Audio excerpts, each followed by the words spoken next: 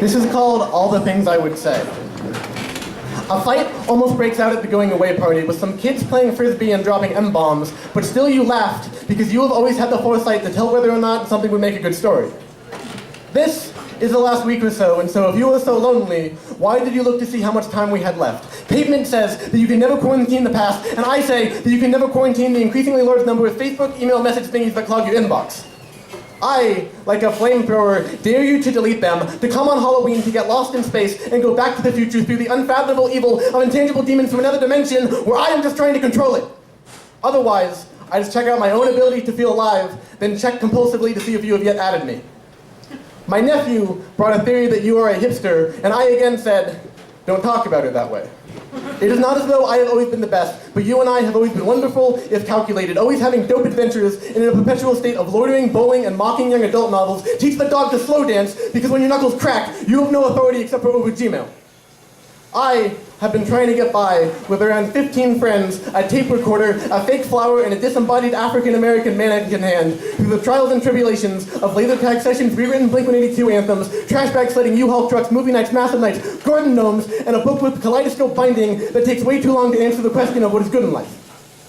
The protagonist is this one individual, lives in New York, dreams of New Haven, says everyone is waiting for Godot, that he is still waiting for transcendence, and I'm still not sure about the logo on my shirt from the band that sings in a song about capitalism, that nothing says business like terrible people dying unmourned public deaths in the bookstore across from the city square. I tried to bring a Ouija board in there, but regretfully, the store was too haunted from the ghosts of all these dead stockbrokers to ask them if it was really worth it.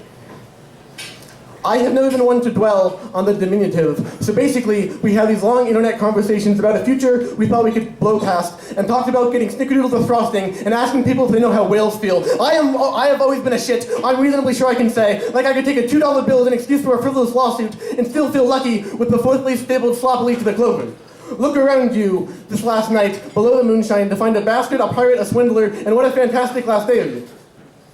It is nothing like that first night, the first high, first time, first step, first words. I have fully grown, but I am very tired now, because with my bike fully repaired, because the gears got like Gettysburg, and I, and for all who claim to support your continuous confusion of my father, I'm trying to get around instead of marching to the beat of my excise drum solo, so we could ride around in a beat-up old Ford Explorer and feel naked and lovely as we complain about the weather.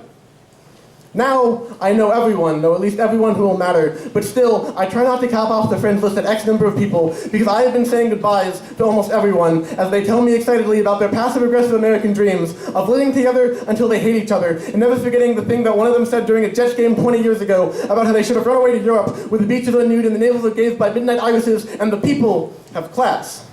Of course, we Americans have culture. Our cardboard cutout of Homer Simpson carried around by two kids on the last day of classes. Right now, I have a son, like Bart Simpson, fireworks too, but really sketch like kerosene. I don't know,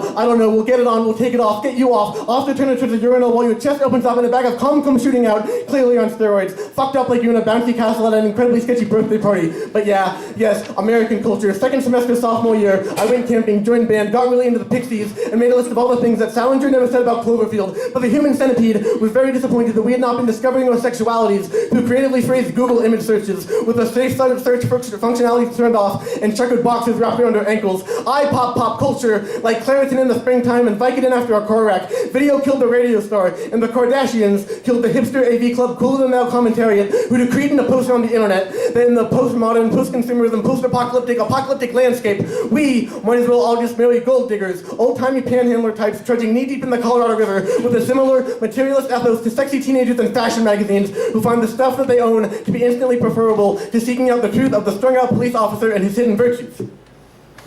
Deputy Skeptical goes on retreats with the police department where they all drive out to the barren roads of Wyoming to drink beers and look up at the sky and make UFOs out of airplanes. He says, no such thing as aliens. He says no such thing as selflessness, no such thing as love. His co-workers coined the nickname, call him Dana Scully, but it is wrong and it is bullshit because it is Fox Mulder that he most identifies with, most emphasizes with, feels like kinship to. He loves Mulder, cries for him, he wants to believe, but he knows that the best that can be said of all these far-fetched coincidences in love stories is that sometimes the universe aligns just right, that everyone and everything just stops to pay to see a clockwork orange squeezed until time to through the peel and turns the turnpikes of New Jersey. There are Nazis at the center of the earth, according to a Sci-Fi Channel original special that starred an improvisational performer from the Groundlings who I damn near fell in love with. The wallet is returned, the semicolon returned, the largest congregation of all the coolest shit only there to make you think you're not so lonely. You are surrounded on all sides by the pulsating beat of punk rock music, the enthusiastic blasts of Edgar Wright direction, and a hyped-up feeling like you know all the cool books to say you've read, written by beatnik weirdos who enjoyed anal fingering, but somehow you don't hear anything, and through that sound of that silence, you are not thinking about the screech of bagpipes and accordions at old-fashioned funerals, but rather about that moment where she put her hand on your cheek, intertwined her limbs with your ventricles, enough caffeine coursing through your veins to make you really believe in any of that grand romantic love shit that you saw in a high-concept romantic comedy that you said you only watched to be ironic. Her body is against yours and her skin feels cold. You feel hard. This feels formative. In that moment, she acts intimate and you feel infinite because there are perks to reading all these shitty young adult books. Thank you all so much.